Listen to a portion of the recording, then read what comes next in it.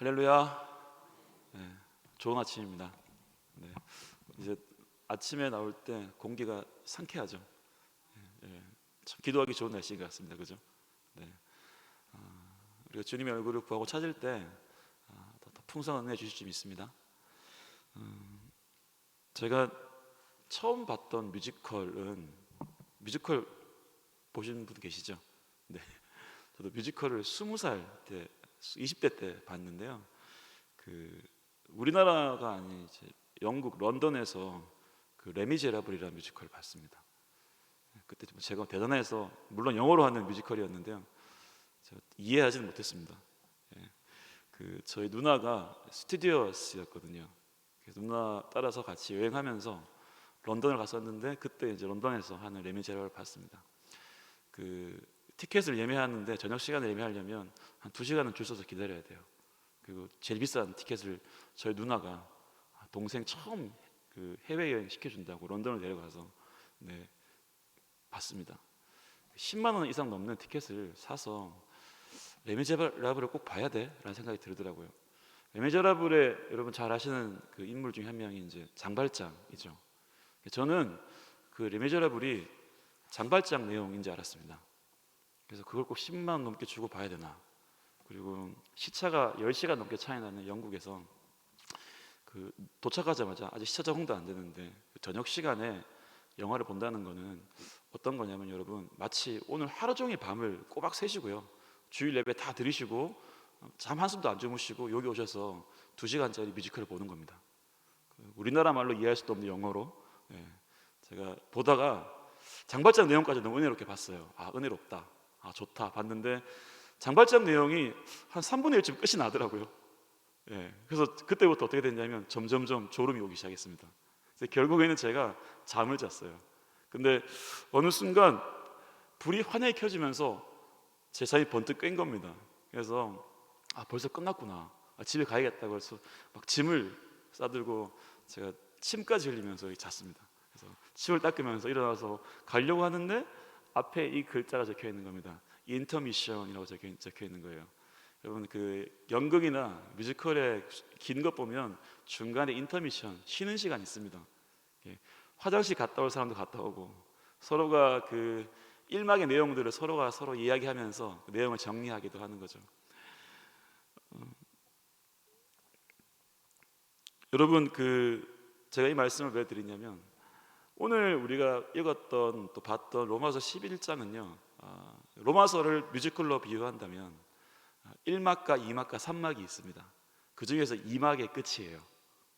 여러분 제가 그 인터미션 그 휴식 시간에서 그냥 화장실 다녀오는 정도로 생각했었는데 그게 아니고 그 뮤지컬이라는 것은 상당히 예술적인 요소가 있잖아요. 그리고 영감이 있는 부분이고 서로가 그때 이제 뮤지컬 보는 사람들이 서로가 그 뮤지컬을 보면서 있었던 내용들을 정리하면서 그 다음 막을 기다리더라고요. 마치 그런 것 같습니다. 이 11장은 로마서의 그 3막으로 가는 중간에 있습니다. 그래서 내용에 보면 약간 1막과 2막 1막은 이거예요. 의로우심, 하나님께서 우리에게 의롭다 칭하신 것. 그리고 2막은 그것이 믿음으로 말미암았다는 것. 그리고 3막에서는 이렇게 얘기합니다. 우리의 삶의 중요성을 이야기하죠. 마치 1막과 2막 의로우심과 믿음만 있다면 우리는 어떤 딱딱한 교리 속에서 이 로마서를 이해할 수밖에 없을 것입니다. 하지만 바울은 3막에서 그 믿음이 단순한 어떤 우리 관념적인 믿음이 아니라 우리 삶을 움직이는 믿음, 행동하는 믿음을 이야기합니다. 그런데 그 중간에서 바울은 이스라엘의 구원을 이야기하면서 로마 성도들에게 이야기하고 있습니다. 이 2막을 이해하지 않는다면 마치 우리는요 3막을 참되게 바르게 생활하지 못하게 될 것입니다.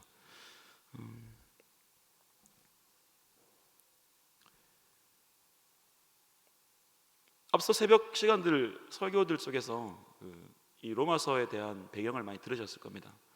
로마서는 다른 교회들과 다르게 사도들의 가르침을 받고 세워진 교회가 아닙니다. 사도들의 전도행이나 통해서 복음 전파를 통해서 세워진 교회가 아니에요. 여러분 사도라는 칭하는 것은 예수님께 가르침을 받은 자, 아니면 이제 바울은 예수님이 이방인을 위해서 보낸 자이죠. 그래서 그들의 가진 장점이 있다면 신앙에 대한 순수성, 그리고 올바름, 그 당시에 혼미하고 혼탁했던 시대 속에서 바른 신앙을 가르쳤던 사람들이에요. 그런데 로마서에 보면, 사실 로마서에서 보면 이제 로마 교회가 어떻게 세워져 있는지 정확하게 나오진 않습니다. 근데 우리가 많은 그 구약 역사서나 그 로마의 예전 역사적 증거를 우리가 추론해서 봤었을 때 바울이 세운 것도 아니고 다른 뭐 그러니까 로마 교황에서는 이렇게 말합니다. 로마 교회는 베드로가 세웠다라고 얘기합니다. 그건 사실에 근거하지 않는 내용들이고요. 로마 교회는 그 공문에 따지면 그 그리스도의 무리들을 통해 세워졌다라고 얘기합니다. 다시 말하면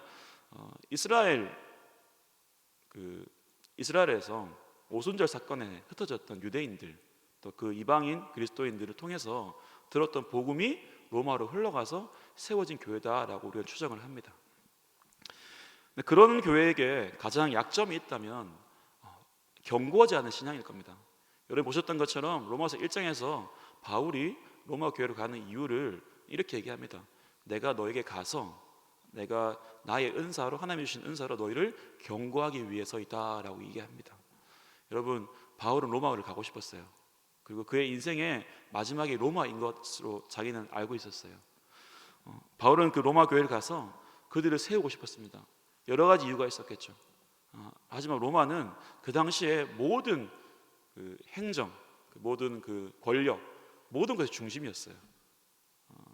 마치 요즘 같은 미국 같겠죠. 뉴욕과도 같을 수도 있고, 그곳에 가서 복음을 전하고 싶었던 것이에요. 더 복음이 확장되기 위해서. 근데 로마 사람들은요, 여러분 저는 울산 출신입니다. 그리고 약간 그렇게 안 보시겠지만 농부의 아들입니다. 그렇게 보이시나요? 네. 시골에서 자랐습니다.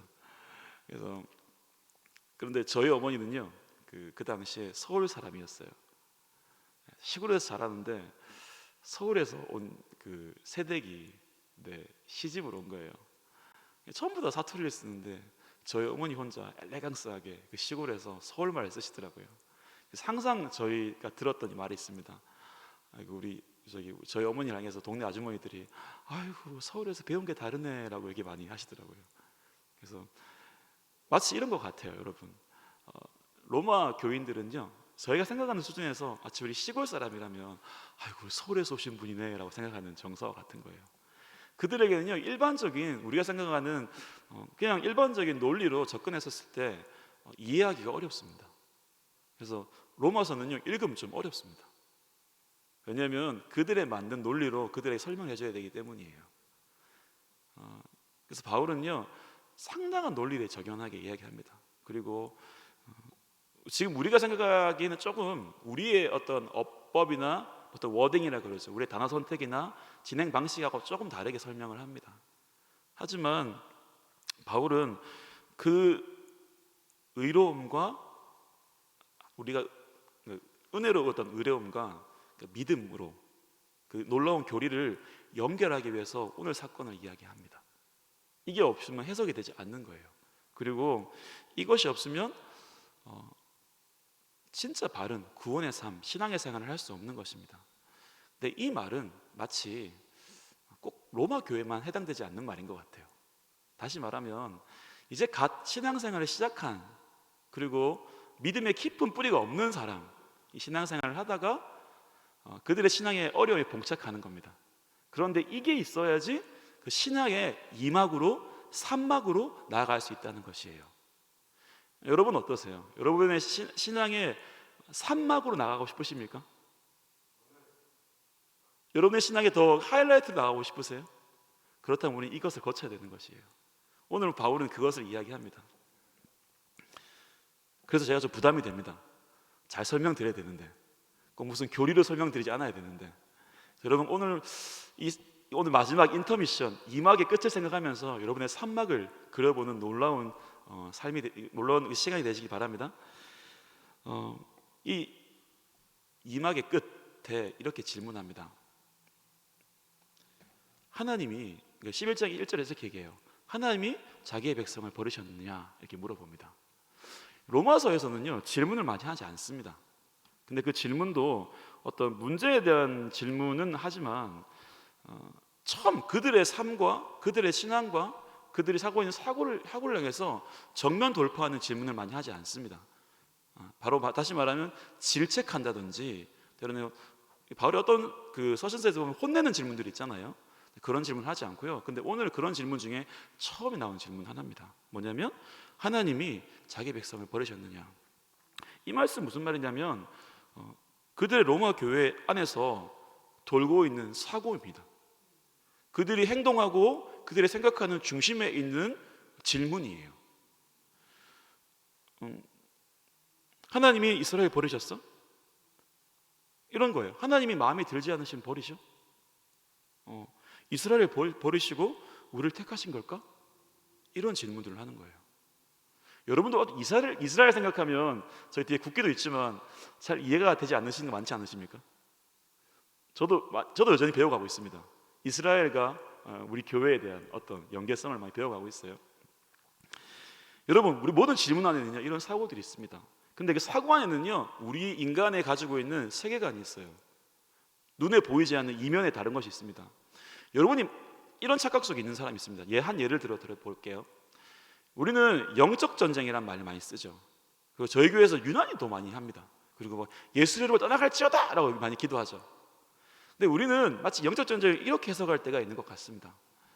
마치 여러분 그 권투 복싱 광고를 보셨나요? 그 한 사람과 한 사람이 딱 맞아져서 이렇게 하고 있잖아요. 기억하시나요? 예. 우리는 그렇게 영적 전쟁을 해석할 수 있어요. 다시 말하면 하나님과 원수, 예수님과 원수의 싸움이라 생각할 수 있습니다. 여러분 이 맞나요? 맞는 말일까요? 예. 어떻게 보면 맞는 것 같습니다. 하지만요 그거는 1대1의 싸움이 아닌 것이에요. 이미 예수님은요 원수를 이기신 분이십니다. 아멘? 하나님과 원수가 싸울 대상이 아니에요. 하나님과 원수가 싸울 대상이 아닙니다. 하나님과 원수가 이렇게 싸워서 누가 이기고 지고의 개념이 아닙니다. 그거는 백전백승 하나님이 이기셨죠. 이기시죠가 아닙니다. 이기셨습니다. 아멘? 우리는 그 이기심 위에서 서 있는 교회인지 믿습니다. 할렐루야. 근데 우리는 착각하는 거예요. 원수와 마치 어떤 부분에서 원수가 이길 것 같아 이렇게 하는 겁니다. 또 심지어 이런 거죠. 죄가 만연한 땅에 가서 음란함이 만연한 땅에 가서 우리는 마치 원수가 더 센 것처럼 여기는 거예요. 아니요, 그렇지 않습니다. 할렐루야. 하나님 우리를 세우실 때 주는 그리스도시요 하나님의 살아계신 아들이라고 말할 때 이렇게 말하는 거죠. 너희에게 음부의 권세가 이기지 못할 거다라고 말하는 것입니다. 아멘. 우리는 그 반석 위에 서 있는 것이에요. 그런데 우리는 착각하는 겁니다. 질 것 같아. 마치 이 놀라운 신앙, 하나님이 예수님이 원수를 이겼다라는 그 놀라운 신앙의 기반을요 내 입장에서 생각하는 것이에요. 오늘 질문은 마치 이런 것과 같습니다. 하나님 그들을 버리셨어? 라는 질문은요 그들이 많이 질문했어요. 얼마나 로마인들이 똑똑하겠어요. 그들이 수많이 질문했습니다. 유대인들, 이스라엘 사람들, 하나님 이스라엘 신인데 근데 쟤들은 왜 저래? 저들은 버리셨잖아. 그들에게 이스라엘 사람과 이스라엘 유대인 그리스도인들이 구분이 되었을까요? 되지 않죠. 예, 유대인과 유대 그리스도인이 구분이 되지 않습니다. 로마인들에게는요. 마치 여러분 스위스 사람과 프랑스 사람을 구분하십니까? 못하시죠. 예, 미국 사람과 캐나다 사람 구분하십니까? 못하시죠. 예. 우리는 중국 사람, 한국 사람 구분하잖아요, 그죠? 예, 미국 사람들은 몰라요. 이게 중국 사람인지 일본 사람, 한국 사람인지 모릅니다. 근데 우리는요, 우리는 살아가면서 마치 그 경계할 수 없는 것들을 막 경계하려고 그래요. 다시 말하면 내가 정당한 것처럼 말을 하려고 합니다. 이 질문 안에는 이렇게 하는 거예요. 하나님이 우리를 버리셨어? 말은 예, 하나님이 이스라엘을 버리셨으니까 나를 택하셨어 라는 것이에요. 사랑하는 여러분, 하나님이 이스라엘을 버리셨을까요?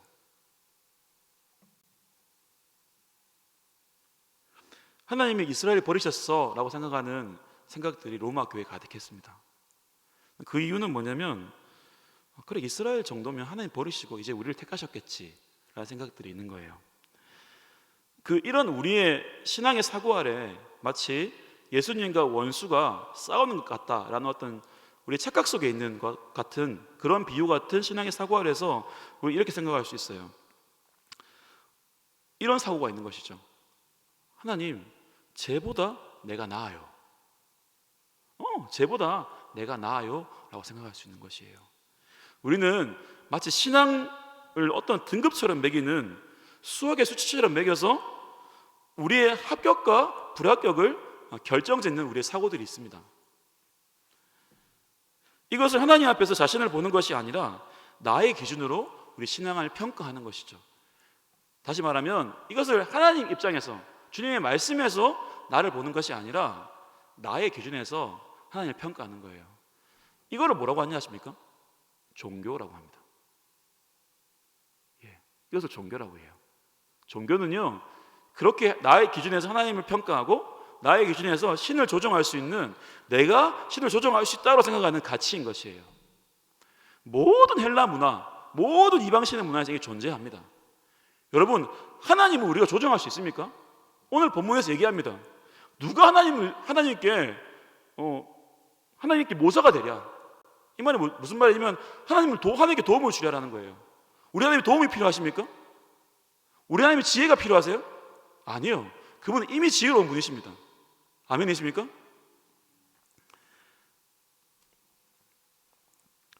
바울은요, 로마 교회 성도들 모습 속에서 이런 모습을 보는 것입니다. 그들이 가지고 있는 철학적, 도덕적, 사회적 틀 안에서 자신의 존재의 이유와 구원받은 은혜를 찾고 있었어요. 이런 잘못된 사상은요, 바울이 경계하는 것입니다. 다시 말해, 1막의 은혜는 빼고요, 1막에서 말하는 하나님의 그 은혜는 빼고 우리 믿음을 생각하는 사고들을 말하는 것이에요. 우리가 그 은혜가 빠진 신앙에서 남는 것, 은혜에 젖지 않는 신앙, 우리가 내 삶에 은혜가 없어 라고 생각하는 신앙에서 나타나는 현상들이 뭐냐면요, 바로 정당성을 찾는 거예요. 자기 권리를 찾는 것입니다. 은혜의 법 아래 있지 않는, 세상 법 아래 있는 사람들은요, 늘 자신의 정당성을 찾아요. 자신의 권리를 찾으려고 합니다. 그래서 세상 사람들은요, 더 높아지려고 해요. 세상 사람들은요, 더 명성을 다 가지려고 합니다. 왜냐면요, 내가 그걸 가지고 있으면 누가 뭐라 못하거든요. 내가 높아져 있으면 누가 뭐라 못하거든요. 내가 사회적 지위가 있으면 누가 뭐라 못하거든요. 죄송하지만 안타깝지만 이렇습니다. 교회에서도요, 신앙은 엉망인데 사회적인 지위가 높은 사람이에요. 그런 사람들을 향해서 그 사람들을 향해서 이렇게 쉽게 말 못합니다. 당신 신앙이 좋지 않아요 라고 말 잘 안 해요. 안타까운 말이지만, 근데 그렇지 않습니다. 우리는 그것이 우리 신앙의 정당성을 말하지 않는 것이에요. 우리가 무엇인가를 많이 못 이루었다고 하나님이 우리를 미워하는 분이십니까? 아니죠. 바울은 오늘 17절 18절에서 이렇게 비유합니다. 돌감람나무에 대해서 비유해요. 이 비유를 보면 로마 교회 안에 있는 생각들과 마음을 볼 수가 있어요. 그들은요, 이렇게 얘기해요. 그들의 열매를 가지고 자랑하는 거예요. 돌감람나무였는데 젖붙임을 당했죠. 그래서 그는 참 감람나무 열매를 맺었어요. 그러면서 이렇게 말하는 거예요. 내 열매를 봐. 내가 얼마나 귀하고 아름다운 열매를 맺었어. 근데 여러분, 이 열매가 어디로부터 말미암았습니까? 하나님께로부터 말미암았어요.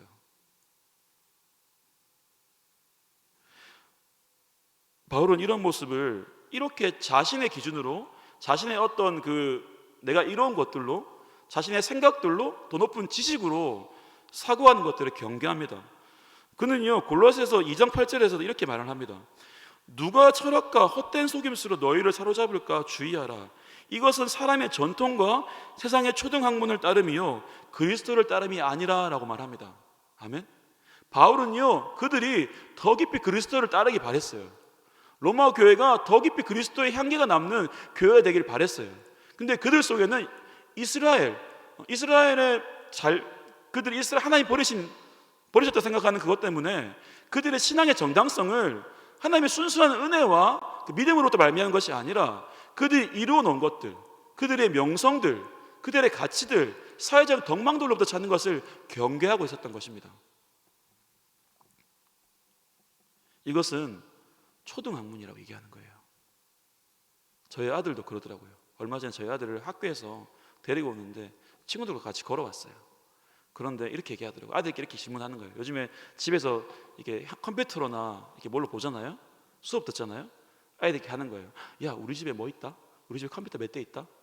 우리 집에 뭐 태블릿 PC 몇 개 있어? 이렇게 서로 자랑하는 거예요. 제가 기가 찼습니다. 지 것도 아닌데. 네. 여러분, 아이들의 자랑거리는 이런 거예요.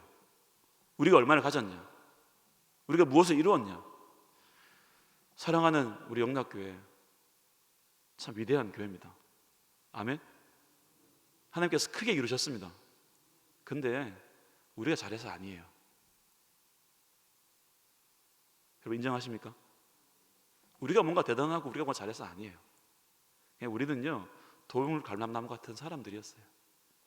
하나님의 은혜로 참된 그 참된 뿌리에 접붙임 받은 사람입니다. 하나님 때에 하나님 필요해서 우리에게 열매를 맺게 하신 것이에요. 그리고 때로는 메말라 있고 황폐한 사회 속에서요, 빛과 소금이 됐던 교회입니다. 저는 이 교회를 사랑합니다. 이 교회는 하나님의 훌륭한 유업이 있습니다. 세상 사람들이 이렇게 말합니다. 또 주변 사람들이 이렇게 말합니다. 교회를 손가락질로 하기도 하죠. 맞죠? 하나님은요, 교회를 세워나가는 분이십니다. 여러분, 요즘 사회를 보면요, 이렇게 착각할 수 있어요. 교회가 쇠퇴하는 것 같아요. 교회의 빛이 사그러드는 것 같아요. 바울은 오늘 본문에서 이렇게 말합니다. 엘리야의 비유를 들으면서 이제 저만 남았습니다. 이제 나만 남았어요 라고 말하는 거예요. 하나님 뭐라고 말하세요? 남겨둔 7,000명의 나의 사람들이 있다. 그들의 7,000명은요, 보이지 않고 사람들 앞에 나타나지 않아도요, 묵묵히 하나님을 경외하며 그들을 따랐던 사람들입니다. 아멘이세요? 그들이 있는 거예요. 보이지 않지만 있는 것입니다. 그리고 하나님 오늘 말씀하세요. 너희가 보기에 그들이 넘어졌다 할지라도 그들이 다시 돌아올 것이다. 그들이 넘어짐이 이방인들에게 복이 되었는데 그 시대에 그들이 다시 돌아온 그들의 충만함은 얼마큼 놀라운 일이 벌어질 것인지 상상해 보라라고 얘기하는 것이죠. 여러분, 이 마지막 추수의 때에 이스라엘들이 돌아오고 있습니다. 아멘? 제가 미국에 있었을 때 어떤 큰 집회에 간 적이 있었어요. 근데 거기서는 이스라엘과 함께 이원 중계라는 집회였어요. 근데 거기서요, 제가 놀라운 사실을 들었습니다. 제가 생각하는 것보다 더 놀라운 유대인이 주께로 돌아오고 있는 것입니다. 우리 눈에 보이지 않는 거예요. 왜냐하면 그들이 그게 눈에 보이게 될 때는 그들은요, 그들의 삶의 모든 기반을 잃거든요. 무슬림들과 같이. 그래서 우리는 보이지 않지만요, 하나님의 놀라운 역사는 전진하고 있습니다. 아멘? 우리 하나님 나라는 쇠하지 않습니다. 근데 우리는 이렇게 생각하는 거예요. 내 기준에서 엘리야처럼 말하는 겁니다. 나만 남았어요. 여러분, 교회는 나 혼자 신앙생활을 하는 것이 아닙니다. 제가요, 이 몇 개월 동안 코로나 기간 동안 있으면서 참 감동을 받은 게 있어요.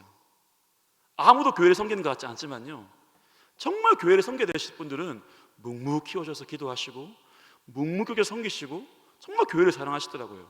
제가 느꼈죠. 교회는 죽지 않는다. 교회는 절대 죽지 않는다. 분명히 하나님은 눈에 보이지 않고 아무도 말하지 않지만 하나님의 구원받은 은혜가 감사해서 남은 7,000명의 하나님의 사람들이 반드시 있다. 난 이 믿음이 제 안에 생기는 것입니다. 아멘이십니까? 근데 그들은요, 사람들 앞에 맺혀진 열매 때문에, 사람들에 보이는 무언가 때문에 행동한 사람들이 아닌 것입니다. 그들은요, 내 어떤 손에 쥐어진 것 때문에 행동한 사람들이 아닌 것이에요. 여러분, 정말 믿음의 삶을 살고 싶으십니까? 그렇다면 우리 이 믿음이 있어야 되는 거예요. 하나님, 나 때문에 그런 거 아니에요. 마지막으로 말씀 볼까요?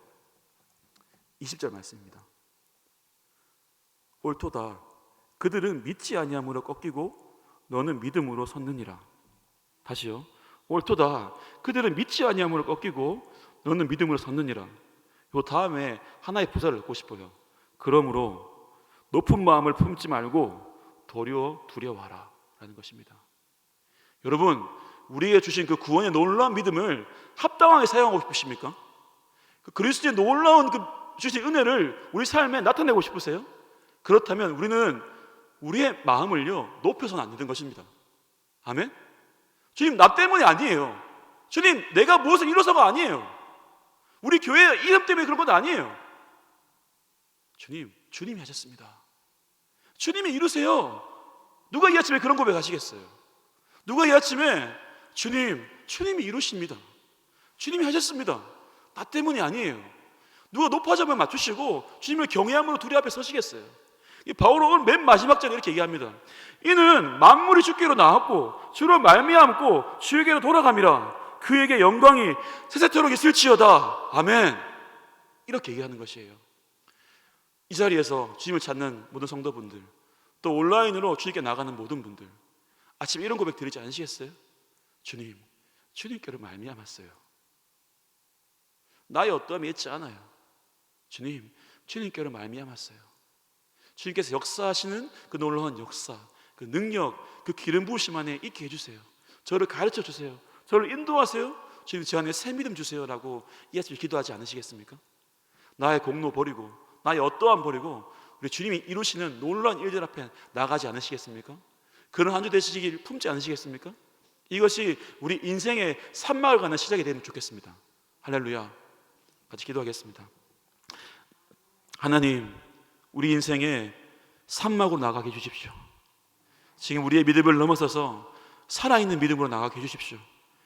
그리스도를 닮아서 그리스도를 따라가는 믿음 되게 해주시옵소서. 주님, 다시 한 번 더 우리의 마음을 새롭게 하시사 주님을 향한 놀라운 사랑으로 우리를 인도해 주시옵시고, 첫 사랑을 버린 자가 아니라 그 처음 사랑, 가장 귀한 사랑, 그 주님을 향한 그 순전한 마음 안으로 우리를 인도하실 때 주님, 예수님 때문에 우리의 모든 것들을 행하는 저들 되게 해 주시옵소서. 주님, 모든 만물이 주께로부터 말미암았고 주께서 모든 만물을 돌이키시는 분, 하나님이 모든 것들을 이루시는 분이십니다. 주님, 우리가 그 안에 있게 해 주시옵소서. 그 놀라운 믿음이 우리에게도 있게 해 주시옵소서. 다시 주기도문 하시겠습니다. 하늘에 계신 우리 아버지, 아버지의 이름을 거룩하게 하시며 아버지의 나라가 오게 하시며 아버지의 뜻이 하늘에서 같이 땅에서도 이루어지게 하소서. 오늘 우리에게 일용할 양식을 주시고 우리가 우리에게 잘못한 사람을 용서하여 준 것 같이 우리 죄를 용서하여 주시고 우리를 시험에 빠지지 않게 하시고 악에서 구하소서. 나라와 권능과 영광이 영원히 아버지의 것입니다. 아멘.